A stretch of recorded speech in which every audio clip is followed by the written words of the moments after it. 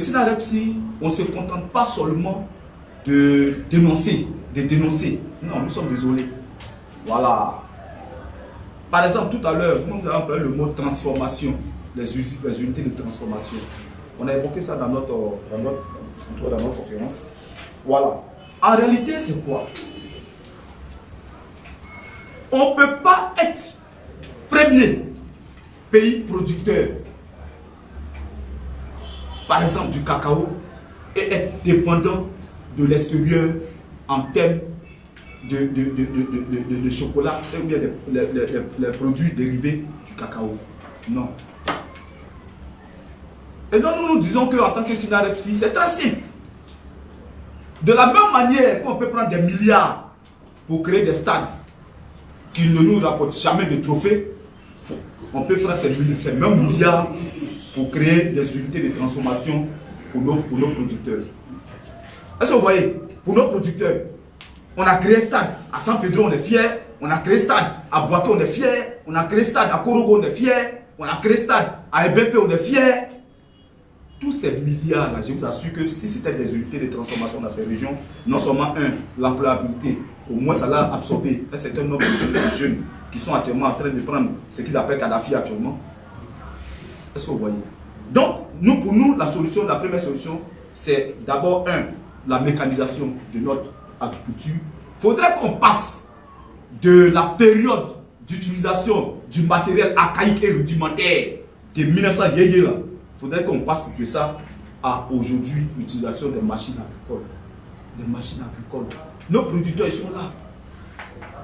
Si lui, avec machette, s'il peut avoir 10 hectares de VA, 20 hectares de VA, à un machette, donc imagine ce qu'il peut avoir avec des machines agricoles où ils sont subventionnés pour qu'ils puissent avoir, même s'il faut rembourser un peu. Mais tout ça, ça n'existe pas. Est-ce que vous comprenez? Ça, c'est la première chose. La deuxième chose, vous voyez, comment dans notre propre pays, on peut nous faire du chantage? Je veux dire, le gouvernement est trop léger. Notre gouvernement est trop léger. Oui, le ministre de l'Agriculture, il y a trop de légèreté. Attendez, tu viens en Côte d'Ivoire, tu dis, moi je viens créer des usines, c'est quand même une bonne chose, il n'y a pas de problème.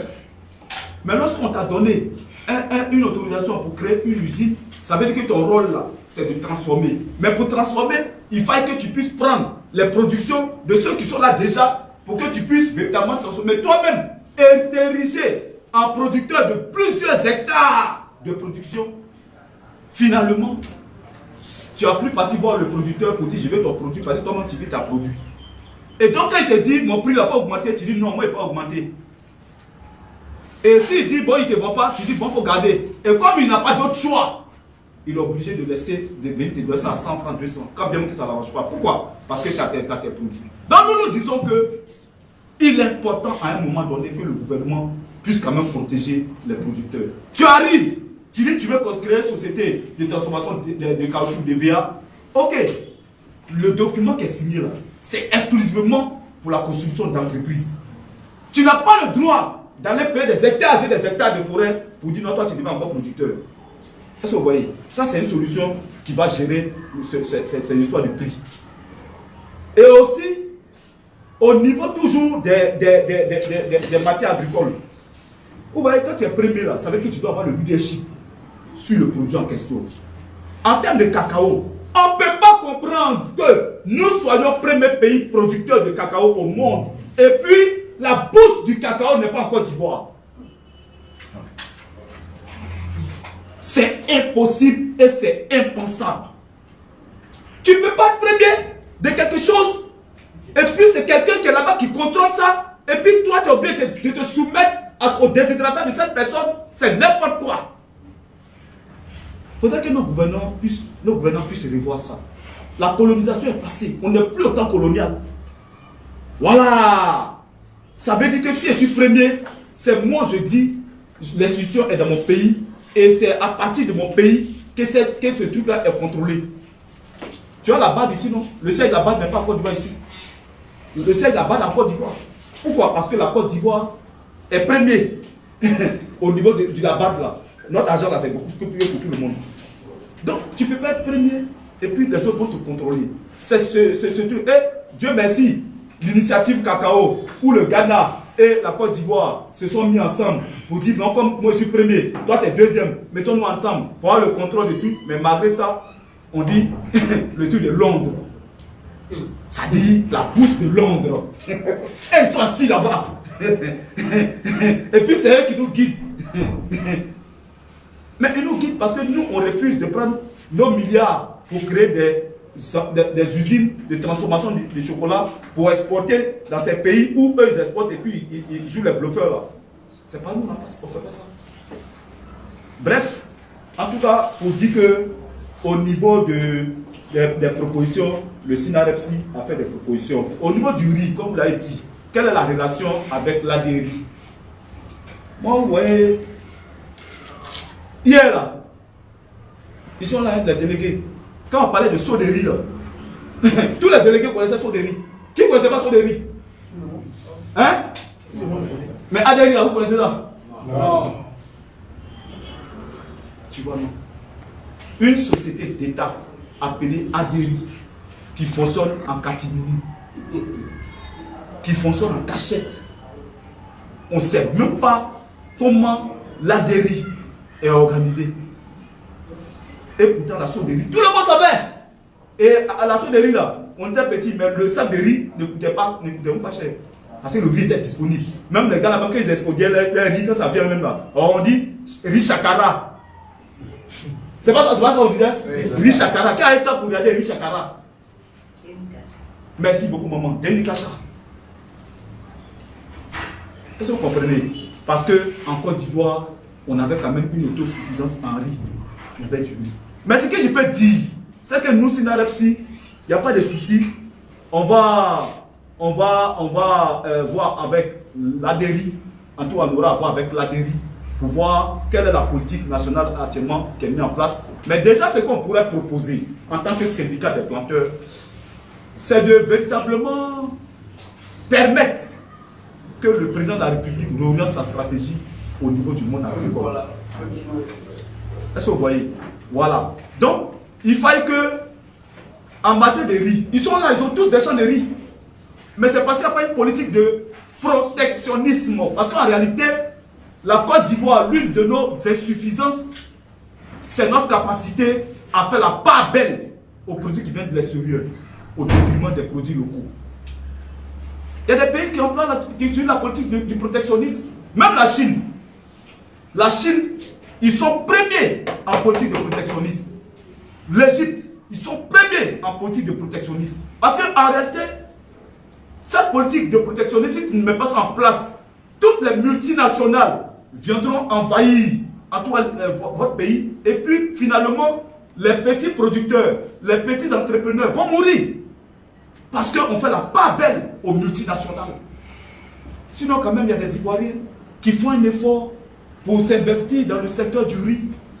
Oui, qui font un effort, qui ont des unités de transformation de riz, de production de riz. Tout ça, ils existent.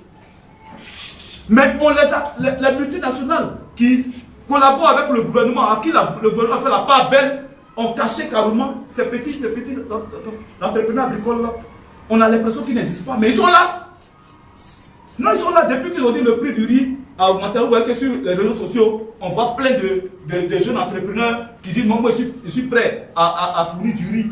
Mais en réalité, c'est une politique qu'il faut accompagner. Moi personnellement, je dis la Côte d'Ivoire a les capacités de relever en tout cas son niveau alimentaire. La Côte d'Ivoire a les capacités. Seulement, c'est que la Côte d'Ivoire doit s'inscrire vers une politique de protectionnisme, en tout cas en matière de production, en matière de commercialisation et autres. Voici un peu ce que je peux vous dire, cher camarade journaliste.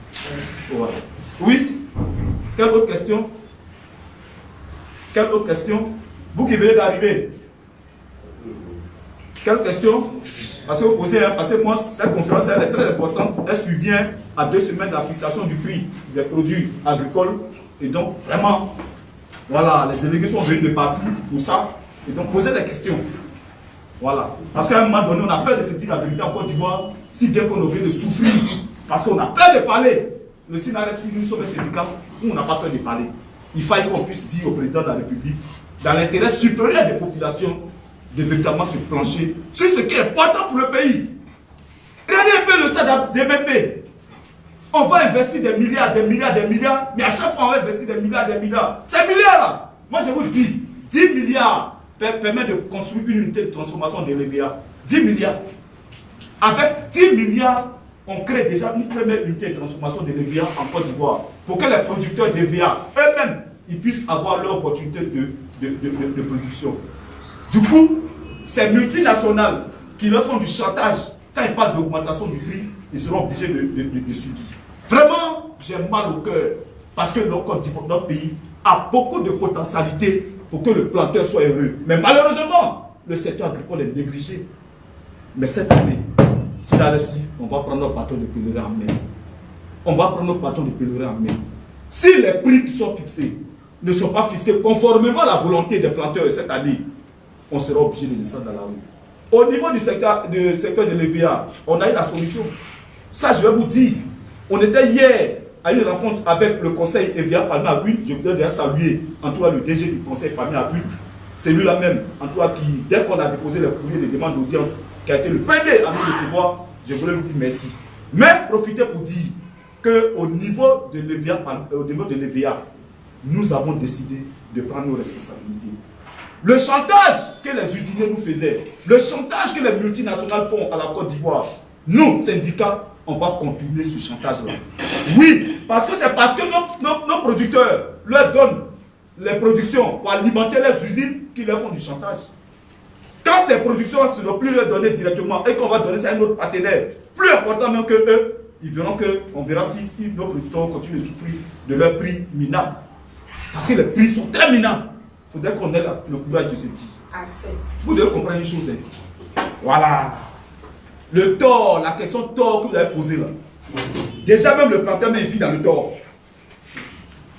Vous avez compris? Si c'est le planteur lui-même qui a brûlé sa plantation là, lui-même déjà même sans brûler, il vit dans le tort. Donc le tort là, il n'a pas fait de ça. Vous avez compris? C'est lui qui a... Ça a eu le tort là, ça sera le gouvernement. Parce que toi, gouvernement, on ne peut pas comprendre que tu sois premier pays producteur. Et puis on a des premiers pays producteurs là-même là, tu ne vois pas ça parce que les producteurs ont plus de dernière production. Est-ce que vous comprenez? Parce que la Côte d'Ivoire est jaloux de son rang de premier là. Oui, nous sommes premiers pays producteurs au monde. Nous sommes tant. Et ça leur donne des opportunités. Parce que quand tu es premier là, il y a forcément des opportunités. Voilà. Ces opportunités là, tu n'auras plus ça. Donc ça a créé du tort au pays. Ça a créé du tort au pays. Est-ce que vous voyez l'image du pays? Mais le planteur, lui, il perd quoi? Déjà même, il pédale même déjà. Donc c'est comme quelqu'un qui est mouillé. On dit, j'ai versé l'eau sur toi. J'ai versé l'eau sur toi. Il est déjà mouillé. Il va avoir peur qu'on verse l'eau sur lui. Sa situation devient encore pire. Non, j'ai te dire une chose en fait. C'est parce que vous, journalistes, vous réfléchissez comme ça que la situation ne s'améliore pas. Parce qu'on a peur de... On dit non, si elle fait ça là, ma situation va devenir encore plus pire. C'est faux. Nos planteurs au village, quand on paye leur truc à des prix dérisoires, ils vivent là-bas. Ils arrivent comment à vivre? Parce qu'ils n'ont pas seulement que ça. Ils ont leur champ de riz, ils ont leur champ de maïs, d'igname. Ils ont leur champ de tomates, d'aubergines. Est-ce que vous voyez? Donc ne tenons pas compte de cet aspect-là, voilà, du genre chantage, parce que finalement ça devient comme un chantage. Quand il dit à quelqu'un non, le prix ne m'arrange pas, il dit bon, moi c'est ça, il peut payer. Si tu veux, vous faites ce que tu veux. Nous cette année, on dit, la Côte d'Ivoire ne peut pas être premier. Lui va payer ses trucs à moins de 1000 francs. Et puis un pays comme Cameroun, même pays africain qui est 6e, lui va vendre son produit à 1500 francs le kilogramme, bon champ auprès de tout. Comment lui faire? Et puis d'ailleurs, ce que tu vas savoir en tant que journaliste, il disait pas tout à l'heure, j'ai dit, au mois de juillet 2023, depuis le mois de juillet 2023, le prix du cacao sur le marché international, aujourd'hui, est à au moins 2 millions la tonne. Ça, c'est ce que ça te dit en francs CFA.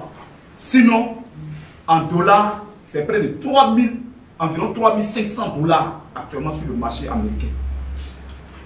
Donc, comprenons que ça dit qu'il ne faudrait pas qu'on pense que ce que les producteurs demandent là, c'est quelque chose qui est impossible. Ce n'est pas impossible. Parce que même quand toi-même tu prends la décision en tant que pays de dire, désormais, chez moi en Côte d'Ivoire ici, là, le kilo de cacao sera à 1500 francs Bosch, tu seras obligé de réorienter ta stratégie. De sorte à ce que quand toi tu payes 1500 aux gens, tu puisses gagner peut-être ne serait-ce que en toi 2000 ou bien 2500. Parce que tu as la possibilité. Moi je dis, je vais vous dire la vérité, c'est vrai que nous tous actuellement on parle, mais si moi j'étais président de la République de Côte d'Ivoire, à l'instant T où je suis en train de vous parler, si j'étais président de la République, je vous assure, je mets mon cacao à 1500. Je mets en place une réforme qui va mettre en place un certain nombre d'unités de transformation de cacao. Mes milliards que j'ai là, je ne vais pas mettre ça dans le pont d'abord, je vais mettre ça dans la création d'entreprises, de sociétés, de trucs. Ce que ça va engranger là, ça va me permettre de faire des ponts. Mais je n'ai pas commencé par des ponts, prendre des milliards, mettre en pont, et puis il a fait savoir comme ça, comme si le pays n'a pas d'argent pour créer des grosses sociétés de transformation. Non! Le prix de 1500, dès qu'il y a des usines de transformation du cacao, et que nous avons la possibilité de vendre aussi notre chocolat, parce qu'on a le meilleur cacao, ça veut dire qu'on a le meilleur cacao au monde. Donc, notre chocolat sera le meilleur chocolat. Les pays comme la Suisse et autres, là, ils vont prendre ça. Mais c'est parce que nous, on n'a pas ça ici. Et qu'on est obligé de les convoyer vers eux pour qu'eux puissent transformer. C'est quoi? On pense que non, non, cacao n'est rien. Est-ce que vous voyez? Sinon, on peut transformer ici, ils n'auront plus nos exportations. Et comme ils n'auront plus nos exportations, alors qu'ils ont besoin du chocolat là-bas, ils seront obligés de prendre nos chocolats. Les gars, c'est simple. Il ne faudrait pas qu'on pense que le secteur agricole est trop difficile. Non, le secteur agricole peut être transformé si réellement nous mettons de la volonté. Moi, je vais vous dire, le président de la République, c'est parce que de la même manière que l'organisation de la CAN, il s'est dévolu à investir des milliards pour qu'on ait des terrains. C'est comme ça aussi, s'il veut réellement qu'il y ait des unités de transformation, pour que nous soyons aussi champions mondiaux au niveau de la transformation, tu vas voir qu'on va investir aussi des milliards pour qu'on ait des unités. Ce n'est pas quelque chose qu'il ne peut pas faire. Mais c'est parce que pour lui, il pense que c'est bon qu'il y ait urgent pour les populations. Il pense que c'est les pelouses des BMP et autres qui sont importants. C'est ça que le problème. Mais il n'est qu'à se dire que les planteurs de Côte d'Ivoire, eux, les fourniers un ballon. Non, il faudrait qu'ils se disent ça. C'est pas ça qui est prioritaire pour nous. Le stade de BMP arrangé, c'est pas ça. Vous avez un planteur parler de BMP? Non, à un moment donné, voilà, avant de faire comme l'autre, toi-même là, il faut avoir ta propre politique intérieure. La Côte d'Ivoire, on n'a pas de propre politique intérieure. On n'en a pas. On copie les autres. Pourquoi on peut copier les autres? Non, ayons notre propre politique intérieure, ayons notre propre orientation, ayons notre propre stratégie. Avant de dire, moi je me mets dans des investissements lourds, je crée des emplois. Les pays comme l'Angola, est-ce que l'Angola aujourd'hui a besoin de quelqu'un? L'Angola n'a pas besoin du FMI. L'Angola n'a pas besoin de la...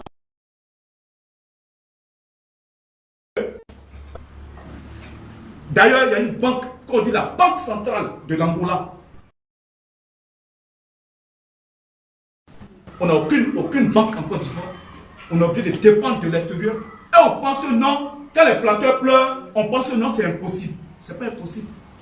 Les planteurs là, moi je dis, je suis chef d'État de la Côte d'Ivoire, le secteur agricole, en moins de 2 ans, je transforme ça. Et les planteurs seront fiers. C'est une question de volonté, de priorité. Bref, en tant que journaliste, va au service courrier du ministère d'État, ministère de l'Agriculture et du Développement Rural. Arrivé là-bas, tu dis, je suis journaliste, il y a un syndicat là, on dit SINAREPSI. Je vais voir, est-ce que ce syndicat-là vous adresse des courriers ici à chaque fois pour faire truc.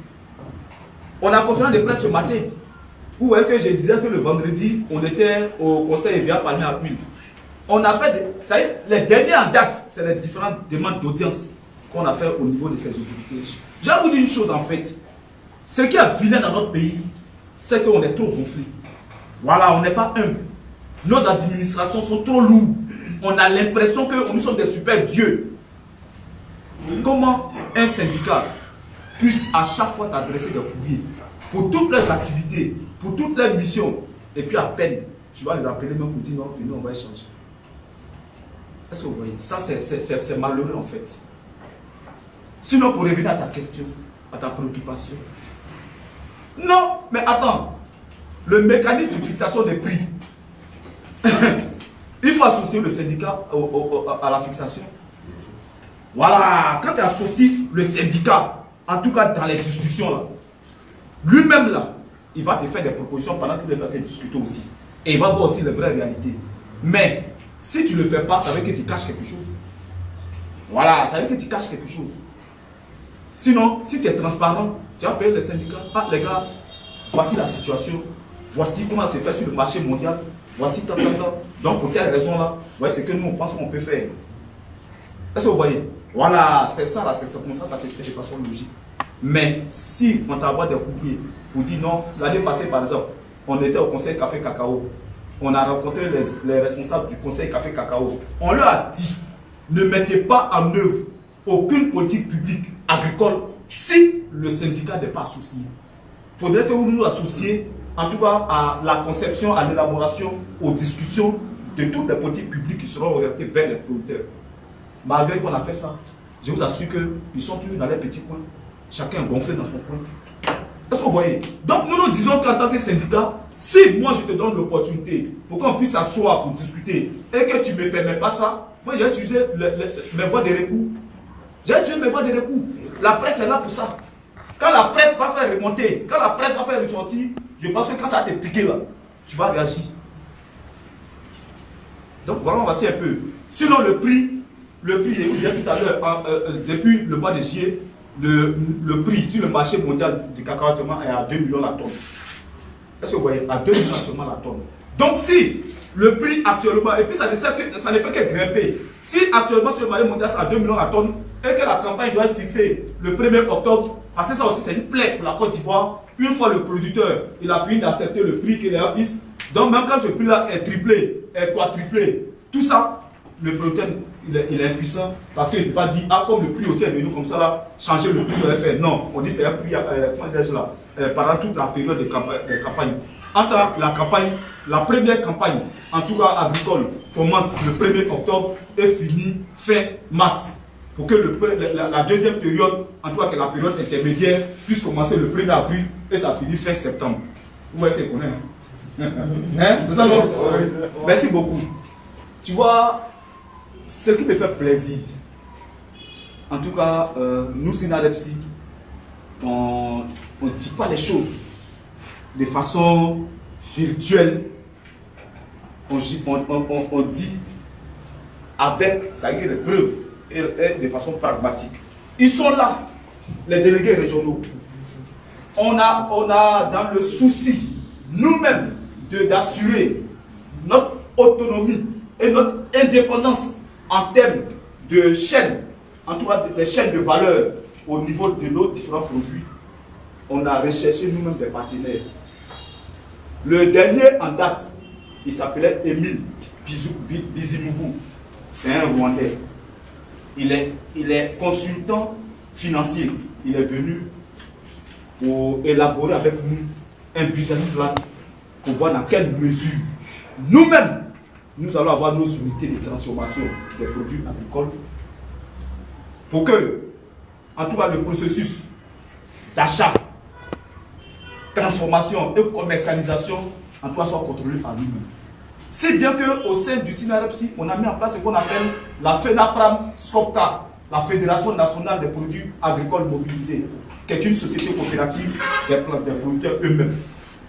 Est-ce que vous voyez? Donc, déjà, pour vous dire vrai, c'est qu'on est dans un processus, en tout cas, de partenariat avec nos différents investisseurs qui vont s'occuper vraiment de ces chaînes de valeur. Ça, c'est la première chose. La deuxième chose, en tout cas, franchement, il faudrait que vous disiez la question d'industrialisation, les unités de transformation. C'est notre. En tout cas, on ne compte pas sur le gouvernement. Moi, je vous dis, parce que le rôle aussi des organisations de la société civile, c'est d'accompagner les politiques du gouvernement. Voilà, donc nous-mêmes, à notre niveau, on est en train de s'organiser pour que nous mettons en place notre stratégie d'industrialisation.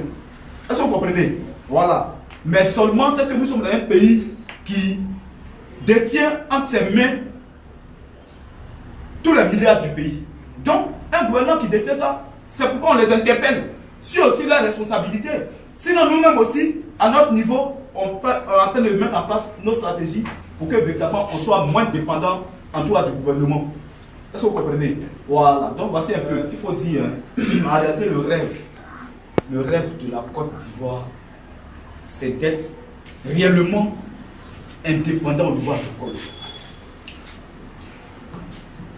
Vous voyez, c'est d'être indépendant en matière agricole. Et d'abord, la politique de déforestation dont vous avez fait cas. D'abord, nous-mêmes, Sinarepsi, on est pleinement associés à la mise en œuvre d'abord de cette politique. Et derrière l'initiative du Conseil Café Cacao, je vous assure que qu'est-ce qui est derrière? Parce que les pays eux-mêmes, les pays européens disent non, qu'à un moment donné, ils ne veulent non plus recevoir, c'est-à-dire nos produits là, dans son aspect faible et autres là. Ils ne veulent plus ça. Il faudrait que nous-mêmes on arrive véritablement à contribuer à notre truc pour éviter la déforestation. Parce que, voilà. Donc, du coup, nous disons qu'on salue l'initiative du Conseil Café Cacao. Mais en même temps, lorsque des gens vous font des recommandations pour dire que nous là, voilà, arrêtez de nous envoyer vos fèves, vous-même là, trouver la solution pour que vous puissiez transformer. Il faudrait qu'on s'aligne là-dedans. Il faudrait qu'on pense maintenant à créer nos unités de transformation et autres pour ne plus que véritablement on sente que on est toujours, c'est-à-dire en train de chercher. Parce que c'est ça qu'elle a arrêté, c'est ça l'idée qui est derrière. Est-ce que vous voyez? Voilà. Mais pour terminer, je dirais que le Sinarepsi salue l'initiative, en tout cas du Conseil Café Cacao. Mais le Sinarepsi se dit qu'il faille, en tant que premier pays producteur de cacao au monde, éviter que les directives nous soient données par ces personnes-là. Au contraire, c'est nous qui devons leur donner les directives. Mais pas eux de nous dire voici comment on doit faire, voici comment on doit faire ceci. On n'est pas à leur sol. Voici un peu pourquoi ce que le Conseil Café Cacao a fait. J'ai trouvé ça un peu trop léger. Voilà, trop léger pour un pays qui est le premier pays producteur du monde, au monde. Voilà, aller voir les gens. Non, c'est pas comme ça ça devait se passer. C'est nous qui devons réfléchir à une politique de gestion, en tout cas de nos productions agricoles, et puis dire que désormais, voici comment on se regarde. En ce moment-là, nous-mêmes, on crée les conditions pour que ce que nous disons là, les gens puissent suivre ça. Mais si tel n'est pas le cas, si on est toujours dans une dépendance, on pense qu'ils sont meilleurs que nous, ou bien parce que ce qu'ils disent, c'est tout que nous, c'est grave. Là, par exemple, la traite et l'exploitation des enfants dans l'implantation agricole dont on parle. Mais je vous assure que ça, c'est une politique du gouvernement américain. La traite, que vous voyez, ce dossier sur la traite, où les enfants ont dit non, éviter les enfants de travailler dans l'implantation des cacao et autres, et tout. Mais sachez que c'est des milliards qui accompagnent cette politique-là. C'est des milliards qui accompagnent cette politique de préservation, en tout cas des enfants, contre le travail, en tout cas dans l'implantation. Et en contrepartie, qu'est-ce que les Américains font? En contrepartie, pour éviter que toi, Prince, tu puisses prendre dans tes plantations les enfants pour aller travailler et autres, et tout, on te subventionne à des milliards pour que tu puisses trouver des personnes qui vont travailler à la place des enfants. Cet argent-là, est-ce que ça n'est pas mis à la disposition des planteurs? Non. Jamais. Jamais. Sinon, ce que c'est des blancs, c'est que le blanc ne peut jamais faire sortir une politique si derrière ça, il n'y a pas un accompagnement. Jamais. Le blanc, quand il te dit ça, là, je veux plus qu'on fasse ça, ça veut dire que derrière, là, il a prévu quelque chose pour pouvoir accompagner. Et donc, il y a un gros financement au niveau des producteurs qui devaient normalement être mis à la disposition des planteurs en réalité pour qu'ils puissent trouver au moins des petites manœuvres pour travailler dans les plantations. Parce que toi, tu peux me dire, moi, mon enfant, c'est mon enfant. C'est mon enfant. Donc, mon enfant, là, si je suis agriculteur et que mon enfant vient avec moi dans ma plantation pour apprendre aussi le travail de la terre, parce que c'est ça qu'il a mis à l'école. Tu n'as pas dit non que je suis en train de faire la traite et l'exploitation des enfants dans les plantations. Non. Mais si tu me dis qu'il faut arrêter, ça veut dire que tu as les moyens que tu me donnes pour qu'ils puissent trouver en toi des personnes qui vont m'aider dans mes champs. Et c'est ce que réellement les Américains font. C'est ce que les gens font réellement. Ils donnent de l'argent. Cette politique-là, si vous voyez qu'ils sont durs là-dessus, c'est parce qu'il y a beaucoup d'intérêts autour de ça qu'il faut ça. La Côte d'Ivoire, nos producteurs qui sont là. Quand quand bien même qu'ils ne sont pas motivés, quand quelqu'un dit qu'ils ne sont pas motivés, quand bien que le prix qui est fixé, par exemple, le prix de l'année dernière, c'était à 925 francs le kilo, quand bien même qu'ils ne sont pas motivés, mais la Côte d'Ivoire, en termes de tonnage, est à pratiquement environ 2 millions de tonnes, 2 millions de tonnes de fèves de cacao. Est-ce que vous comprenez? Voilà, pour les campagnes antérieures. Est-ce que vous voyez? Environ 2 millions de tonnes. Mais pour cette année, normalement, en tout cas, les choses devaient mieux, ça devait être plus que ça. Est-ce que vous comprenez? Ça devait être plus que ça. Parce que l'année 2022, par exemple, ce tonnage-là, ça a diminué. Les autres années, c'était un peu plus que ça. Mais ça a diminué. Pourquoi ça a diminué? À cause des intempéries, à cause de la pluviométrie, en tout cas, qui n'était pas bien. Et donc, du coup, ça a eu une action sur la production des producteurs. Mais cette année, pratiquement, en tout cas, si véritablement les producteurs sont motivés avec un prix correct, en tout cas, notre tonnage, qui était actuellement environ de 2 millions de tonnes, va passer à 3 millions, 4 millions de tonnes. C'est possible. C'est la première fois qu'on insiste sur le prix de 1500. Parce qu'on a vu que ce prix-là, c'est un prix qui peut être réellement fixé. Ça, c'est une première chose. Voilà. Parce que jusqu'à preuve du contraire, le prix sur le marché mondial, actuellement aux États-Unis, c'est à 2 millions la tonne. Quand on dit 2 millions la tonne, c'est pratiquement. Voilà. C'est pratiquement 2000 francs le kilo. Donc, si c'est 2000 francs le kilo, nous, plantons, on dit donne-nous 1500. Là, les 500 francs, là, vous pouvez faire de ça ce que vous voulez. Est-ce que vous voyez? Voilà, la marge de 500 là. Je pense que si un pays gagne 500 francs même sur 1 kilo de truc, c'est trop. Est-ce que vous voyez? C'est en cela qu'on a fixé ce prix à 1500. Maintenant, si ce prix-là, comme vous le dites, ce prix-là n'est pas, c'est-à-dire n'est pas accordé, vous voyez, le SINAREPSI se comporte vis-à-vis du président de la République comme un père et un enfant qui se comporte, c'est-à-dire qui vient plaider auprès de son papa. Papa, habituellement, tu as l'habitude de nous donner 900, 800, pardon, moi il y a eu 1500. Mais on espère qu'à défaut, voilà, de 1500, on puisse tourner au moins autour de 1500. Est-ce que vous voyez? Franchir même la barre de 1000 francs d'abord. Voilà, franchir la barre de 1000 francs. Dès cet instant, on sait qu'il y a une réelle volonté, en tout cas une réelle volonté du père d'améliorer les conditions de son enfant. Mais on ne peut pas nous dire, pour telle raison, on reste en dessous de 1000 francs. Et c'est pourquoi nous on dit, d'abord parce qu'en réalité, quand il y a un syndicat, il faut faire des actions, voilà, dont tu as la capacité. C'est ce qu'on a dit là, on va organiser une grande manifestation de protestation de ce prix-là, au cours de laquelle on va montrer à la face du monde que les planteurs de Côte d'Ivoire ne sont pas contents.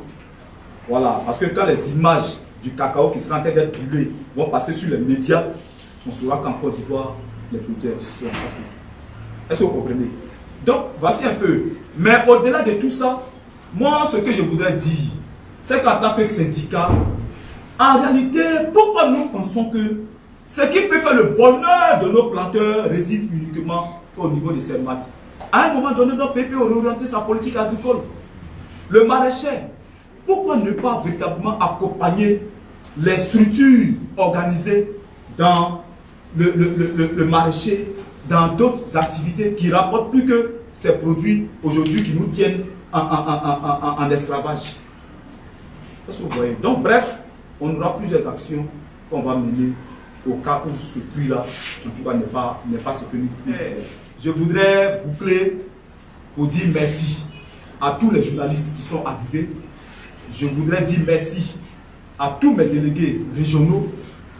Oui, il faut dire, nous voulons dire au président de la République, Monsieur le président de la République, les planteurs de Côte d'Ivoire saluent votre initiative. Saluent toutes vos initiatives.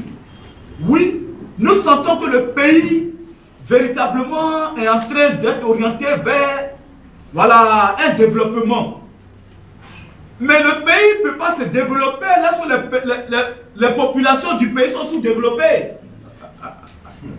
Monsieur le Président, ensemble, et les populations, et les planteurs, et le pays, faisons en sorte que à l'horizon, en tout cas 2030, nous ayons réellement cette émergence auprès des planteurs. Il faudrait que nos planteurs soient émergents pour que le pays lui-même soit émergent. Il faudrait que les planteurs soient épanouis pour que l'économie de notre pays soit épanouie. Et donc voici en tout cas les derniers mots que nous voudrons en tant que syndicat national pour la révolution des planteurs de Côte d'Ivoire adresser au président de la République, que nous voulons saluer et que nous prévoyons au cas où le prix du cacao cette année est exceptionnel à ce prix de 1500 réellement, 1000 francs pour le VA, 1000 francs pour le café, 500 francs pour la nacade. Les planteurs de Côte d'Ivoire préparent une grande journée hommage. Une grande journée hommage historique au niveau de notre pays qui sera organisée par les planteurs au palais de la culture au moment venu.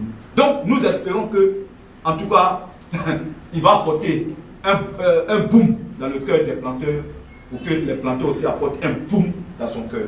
Je m'arrête là. Voilà, je vous remercie.